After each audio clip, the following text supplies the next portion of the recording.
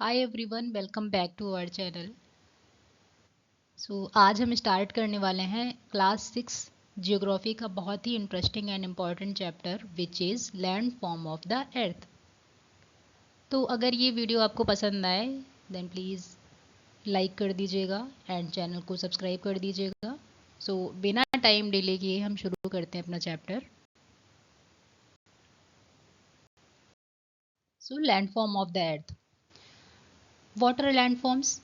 Landforms क्या होते हैं? सबसे पहले हम ये समझ लेंगे कि लैंडफॉर्म्स होते क्या हैं। अगर हम अर्थ को देखें तो हमें हर जगह एक जैसी सरफेस नहीं दिखती। कहीं पे बहुत ऊंचे माउंटेन्स होते हैं, तो कहीं पे फ्लैट प्लेन्स होते हैं, तो कहीं पे ब्रॉड प्लेट्यूज होते हैं। ठीक है, तो यहाँ पे लिखा हुआ है the surface of the earth is not uniform. ठीक है, तो जो सरफेस ऑफ द अर्थ होती है वो यूनिफॉर्म नहीं होती है, क्योंकि कहीं पे अभी मैंने बोला कि कहीं पे ऊंचे माउंटेन्स होते हैं, तो कहीं पे फ्लैट प्लेन्स होते हैं, तो कहीं पे ब्रॉड प्लेट्यूज होते हैं। ठीक है, यहाँ पे लिखा भी हुआ है some places are very high which others are flat and low. ठीक है, these natural features of the earth surface called landform और रिलीफ फीचर्स। जो ये फीचर्स होते हैं, नेचुरल फीचर्स होते हैं अर्थ के, अर्थ सरफेस के, तो इनको लैंडफॉर्म्स या फिर रिलीफ फीचर्स कहते हैं। ठीक है, the main landforms mountains, plateaus and plains. जो मेन लैंडफॉर्म्स होते हैं वो कौन कौन से होते हैं? माउंटेन्स, प्लेट्यूज एंड प्लेन्स होते हैं। ठीक है, तो आई होप ये वाला स्लाइड आपको समझ आया होगा।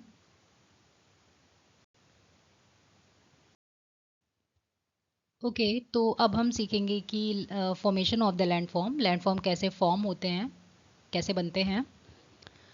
तो landform landforms are formed by two type of forces. ये दो टाइप के फोर्सेस से बनते हैं। एक होता है इंडोजेनिक फोर्स, एक होता है एक्सोजेनिक फोर्स। अब हम थोड़ा सा बात कर लेते हैं इंडोजेनिक एंड एक्सोजेनिक के बारे में, फिर हम यहाँ पे जो लिखा है उसको थोड़ा क्लियर कर देंगे।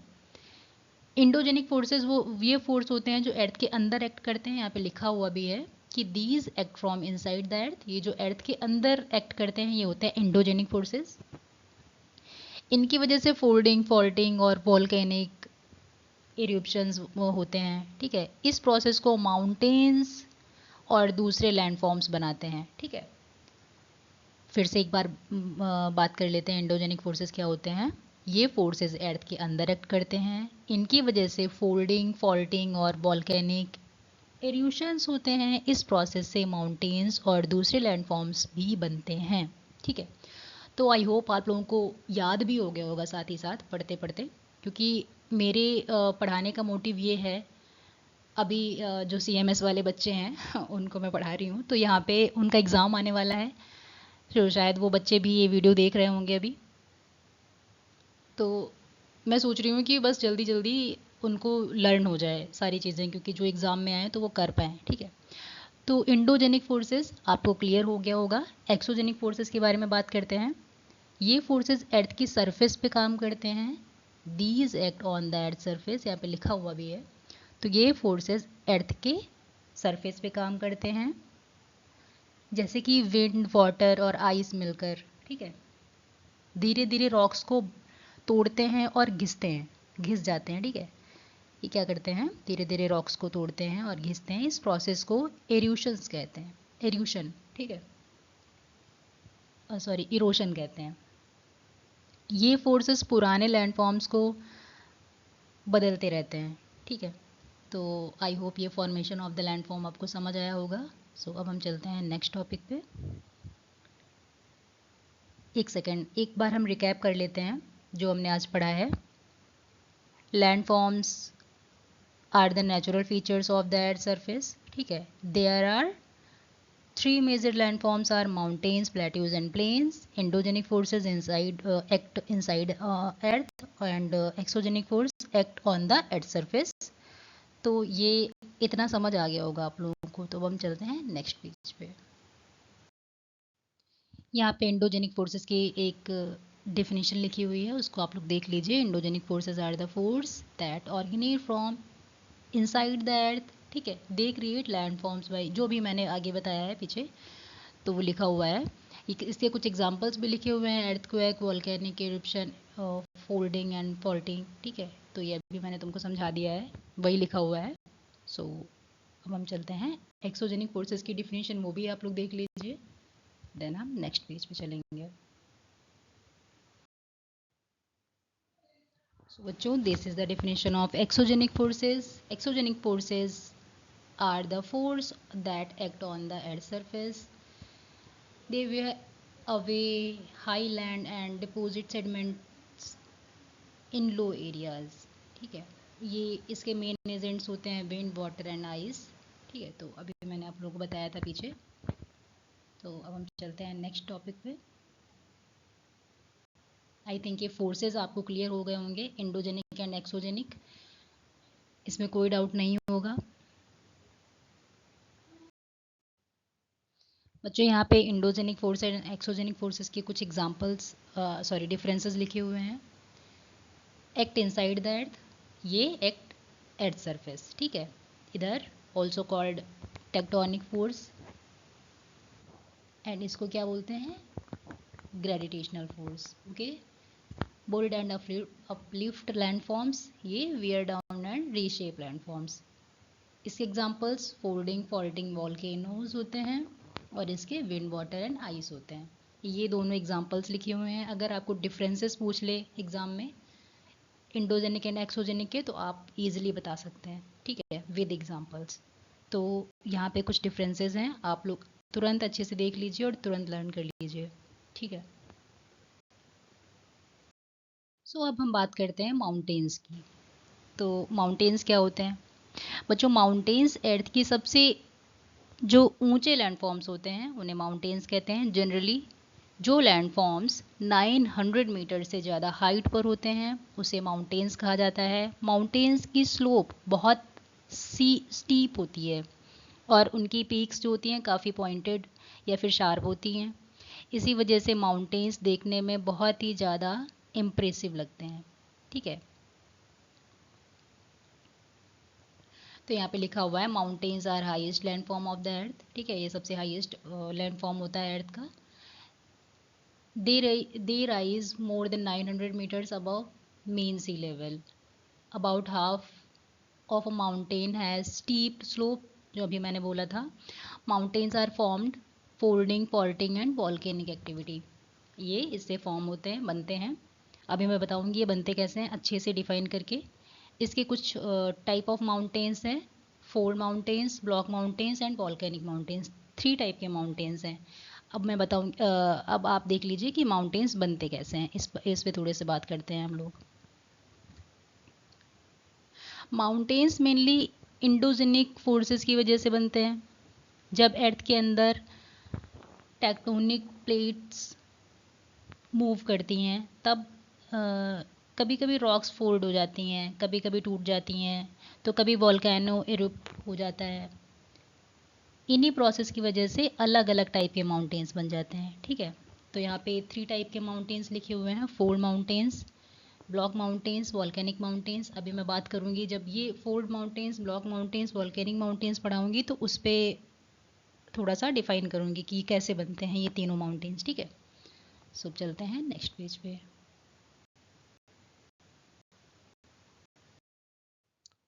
सो माउंटेन्स को उनकी फॉर्मेशन के बेसिस पे 3 टाइप्स में डिवाइड किया गया है। तो सबसे पहला आता है फोल्ड माउंटेन्स।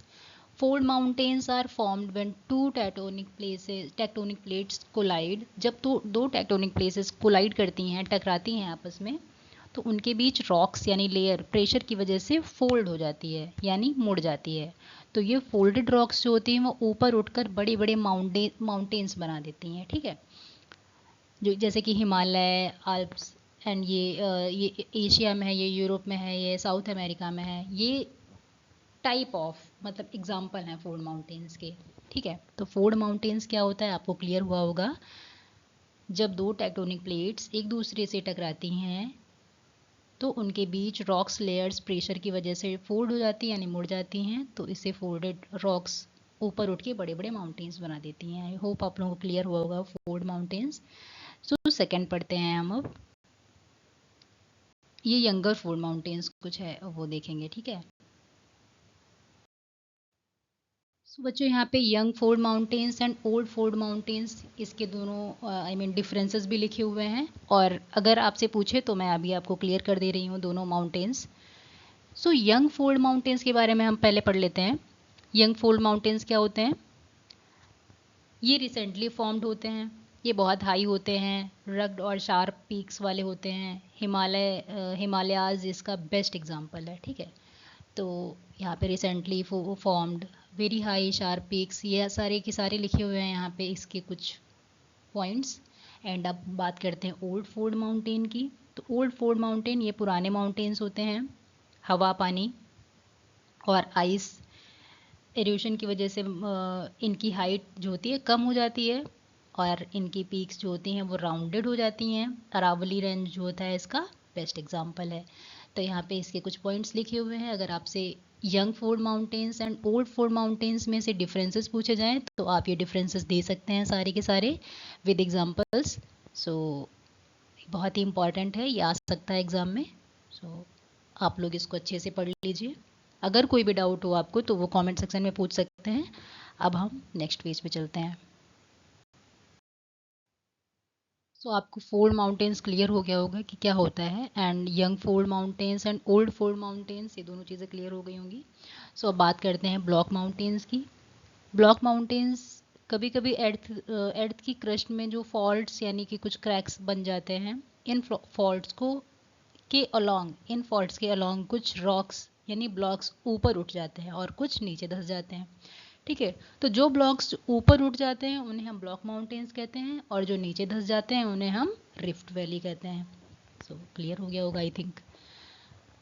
इसके कुछ एग्जांपल्स हैं, Black Forest and Vosges mountains, ठीक है।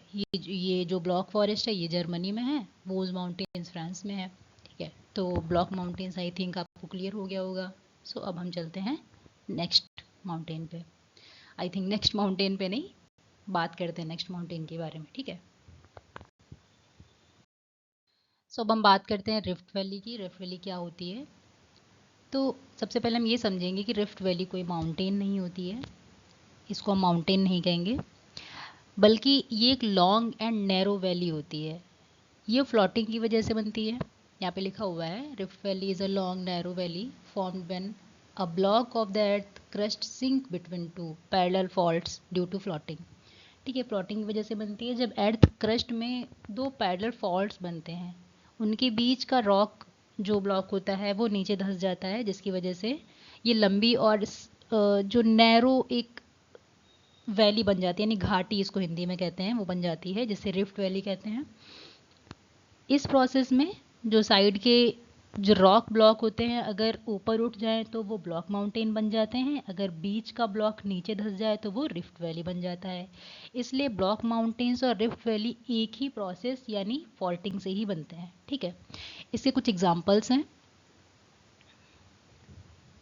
राइन रिफ्ट वैली जो कि यूरोप में है, ग्रेट रिफ्ट वैली जो कि ईस्ट अफ्रीका में है, नर्मदा रिफ्ट वैली जो कि इंडिया में ही है, ठीक है। तो आई थिंक आपको रिफ्ट वैली भी क्लियर हो गया होगा। अगर नहीं हुआ है तो आप कमेंट सेक्शन में पूछ सकते हैं, मैं बार बार ये बोल रही हूँ। सो अब हम चलते हैं नेक्स्ट पेज पे। तो बच्चों अब हम बात करते हैं वॉल्केनिक माउंटेन्स की। Volcanic mountains are formed when lava, ash and gases erupt from a volcano. The cooled lava builds up into a mountains. तो जब अर्थ के अंदर से वॉल्केनो इरिप्ट होता है तो उसमें से लावा, ऐश और गैसेस बाहर निकलती हैं। ये लावा धीरे धीरे ठंडा होकर लेयर बाय लेयर जमा होता जाता है और एक माउंटेन का शेप बना लेता है। ऐसे माउंटेन्स को वॉल्केनिक माउंटेन्स कहते हैं। इसके कुछ एग्जांपल्स हैं, माउंट फूजी जो कि जापान में है, माउंट किलिमांजारो जो कि तंजानिया में है, एंड माउंट वेसियस जो कि इटली में है, ठीक है। तो आई थिंक वॉल्केनिक माउंटेन्स भी आपको समझ आया होगा। सो अब हम चलते हैं नेक्स्ट पेज पे। यहाँ पे तीनों टाइप के माउंटेन्स दिए हुए हैं, fold mountains, block mountains and volcanic mountains. ये कैसे बनते हैं ये लिखा हुआ है और इसके एग्जांपल्स भी लिखे हुए हैं, ठीक है, जो कि मैंने पीछे बताया है तुम लोगों को। अगर यहाँ पे ये तीनों बहुत ईजिली आपको समझ आ जाएंगे, सो इसको प्लीज़ पढ़ लीजिएगा। सो हम बिना टाइम वेस्ट किए नेक्स्ट पेज पे चलते हैं। आई होप इसमें कोई डाउट होगा नहीं आपको, अगर हो तो आप कमेंट सेक्शन में पूछ सकते हैं या फिर क्लास में आके हमसे पूछ सकते हैं, ठीक है। आई मीन जिन बच्चों को मैं पढ़ाती हूँ उन बच्चों से बोल रही हूँ। अगर कोई बाहर का भी बच्चा देख रहा है तो वो प्लीज़ कमेंट सेक्शन में पूछ लीजिए। सो अब हम बात करते हैं इम्पोर्टेंस ऑफ माउंटेन्स की। माउंटेन्स हमारे लिए इम्पोर्टेंट क्यों हैं? So mountains are the source of many rivers. ये बहुत सारी रिवर्स के सोर्सेज हैं।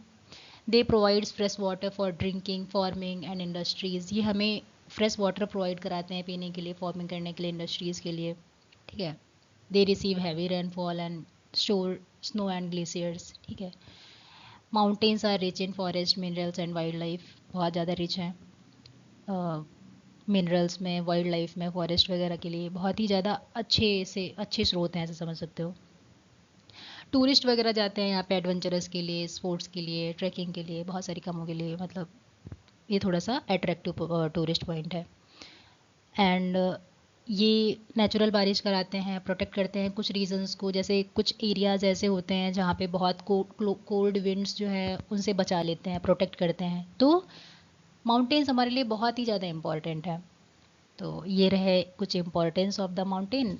एंड अभी जो माउंटेन्स का टॉपिक है वो कंप्लीट होता है, तो अब हम अगले पार्ट पे चलेंगे जो कि प्लेट्यूज़ के बारे में होगा, उसके बारे में डिटेल्स में पढ़ेंगे, ठीक है। सो चलते हैं नेक्स्ट टॉपिक पे जो कि प्लेट्यूज़ है। बच्चों हम बात करते हैं प्लेट्यूज़ की।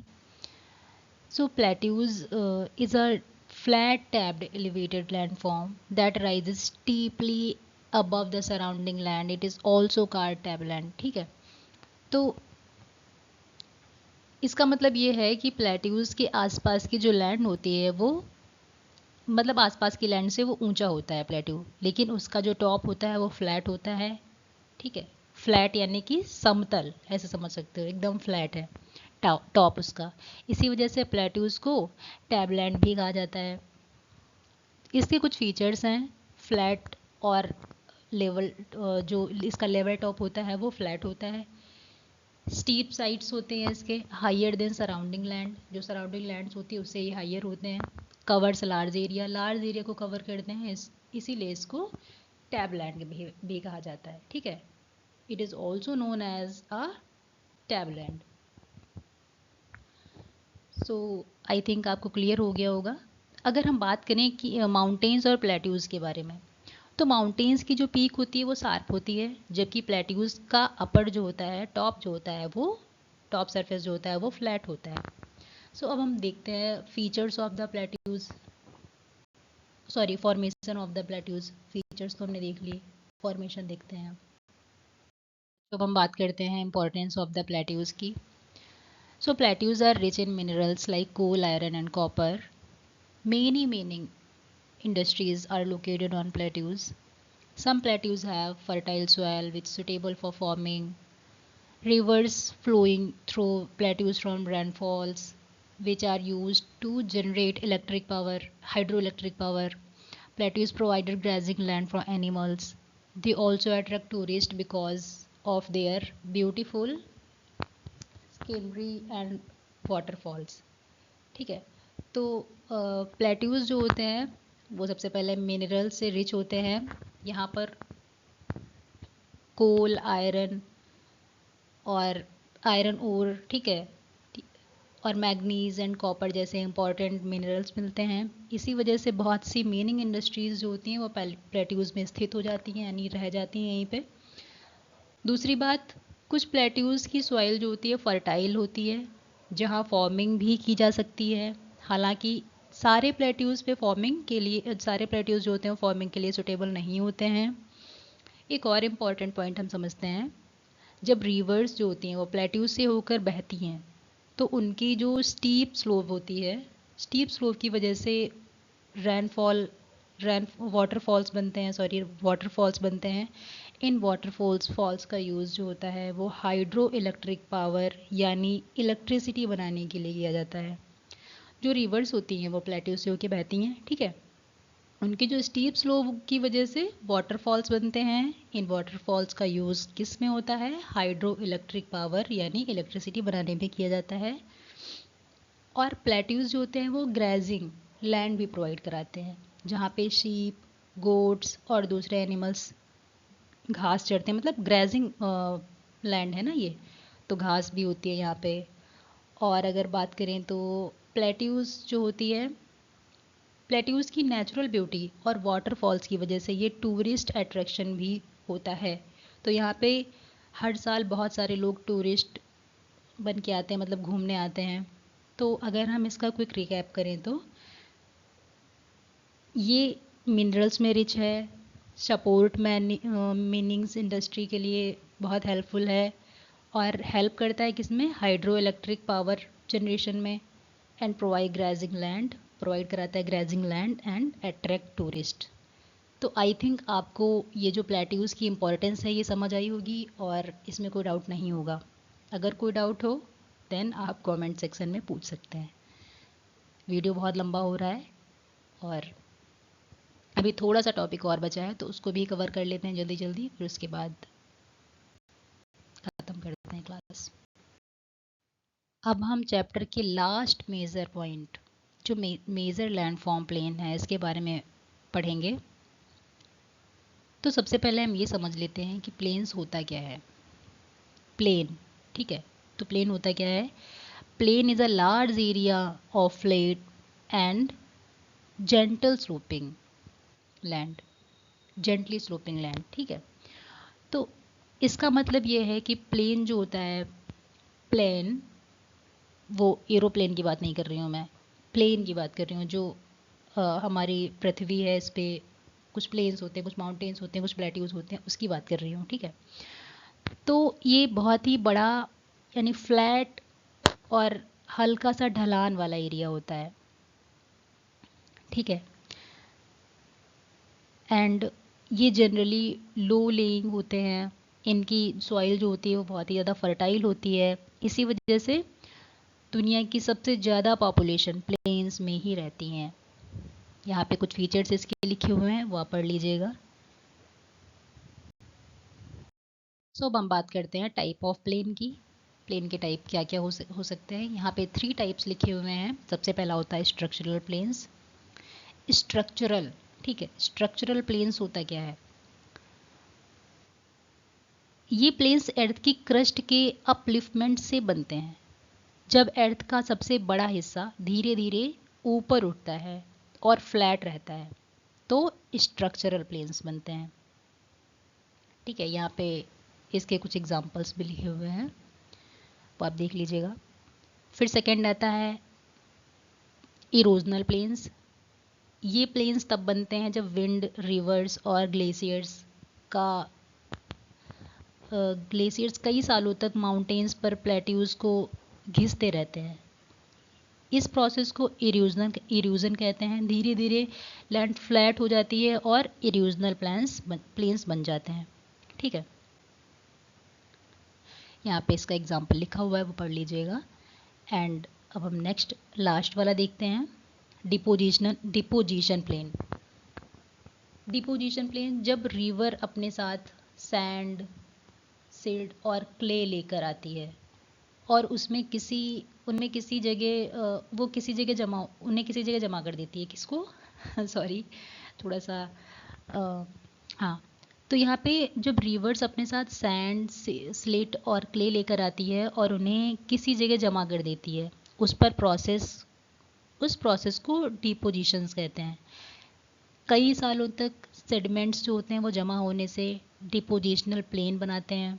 ये प्लेन बहुत ही फर्टाइल होते हैं और फार्मिंग के लिए सबसे अच्छे माने जाते हैं, ठीक है। तो यहाँ पे इसके एग्जांपल्स ये हमारे नॉर्थ इंडिया में नील प्लेन वगैरह, ये सारे एग्जांपल्स हैं इसके। तो आई होप आपको क्लियर हुआ होगा ये प्लेन के बारे में। अगर हम इसका क्विक रिकैप करें तो स्ट्रक्चरल प्लेन जो होता है वो formed by upliftment, and erosional plains जो है वो formed by erosion, and depositional plain जो है वो formed by depositions of river sediments, ठीक है। तो ये तीनों प्लेन्स आपको समझ आ गए होंगे। अब हम चलते हैं नेक्स्ट टॉपिक पे। सो बच्चों, अब हम बात करते हैं इम्पॉर्टेंस ऑफ प्लेन्स की। प्लेन की इम्पॉर्टेंस क्या क्या हो सकती हैं। Plains have fertile soil which is ideal for agriculture. Plains की जो सॉइल होती है बहुत फर्टाइल होती है, जो कि एग्रीकल्चर के लिए बहुत ही ज़्यादा इंपॉर्टेंट है, अच्छी मानी जाती है, ऐसे कह सकते हो।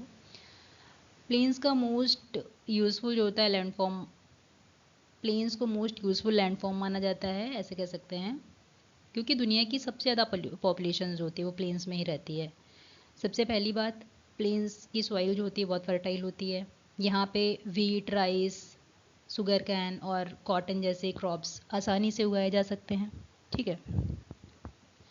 एंड सेकेंड पॉइंट पे अगर हम देखें तो सॉरी, थर्ड पॉइंट देखते हैं तो यहाँ पे, चलो हम ऐसे प्लेन्स की इंपॉर्टेंस के बारे में बता देते हैं आप लोगों को। इसकी जो लैंड होती है वो फ्लैट होती है, इसलिए यहाँ पे रोड्स, रेलवेज़, एयरपोर्ट्स, बिल्डिंग्स वगैरह बनाना बहुत ही आसान होता है। ठीक है। एंड यहाँ पे कुछ टाउन, सिटीज़ एंड इंडस्ट्रीज़ ज़्यादा से ज़्यादा प्लेन्स में ही डेवलप होती हैं। इसके अलावा प्लेन से होकर बहने वाली जो रिवर्स होती हैं वो ड्रिंकिंग वाटर एंड इंडस्ट्रीज़ के लिए पानी प्रोवाइड कराती हैं।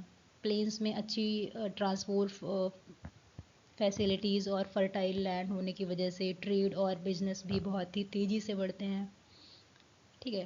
तो बच्चों, आपको प्लेन्स की इम्पोर्टेंस समझ आई होगी, आई थिंक। कुछ भी डाउट नहीं होगा इसमें। अगर कोई डाउट हो तो आप वीडियो को पॉज करके या फिर बैक करके सुन सकते हैं। अब आगे कुछ क्वेश्चंस दे रही हूँ मैं आप लोगों को, वो आप लोग कमेंट सेक्शन में उसका आंसर ज़रूर दीजिएगा।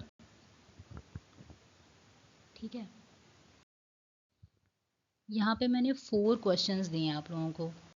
ये 4 क्वेश्चंस बहुत ही ज़्यादा इजी हैं। मुझे नहीं लगता इनमें कोई भी डाउट होगा आपको, क्योंकि जितना भी कुछ दिया है मैंने यहाँ पे 4 क्वेश्चंस, सिर्फ 4 ही क्वेश्चंस दिए हैं, और ये सारे क्वेश्चंस जो मैंने पीछे पढ़ाया है वहीं से रिलेटेड हैं सारे के सारे। तो आप इनके सारे क्वेश्चंस ज़रूर कमेंट सेक्शन में दीजिएगा। ठीक है। सॉरी, क्वेश्चन के आंसर्स। मिलते हैं नेक्स्ट टॉपिक में। आप लोग अपना टॉपिक जो है, जो भी पढ़ना हो, वो आप नीचे कमेंट सेक्शन में बता सकते हैं कि, तो मैं उसका वीडियो बना दूंगी। ठीक है, बस टॉपिक का नाम लिख दीजिए, मैं उसका वीडियो बना दूंगी। And bye bye and take care of you. Thanks for the watching. And like, subscribe, share करना बिल्कुल ना भूलिए।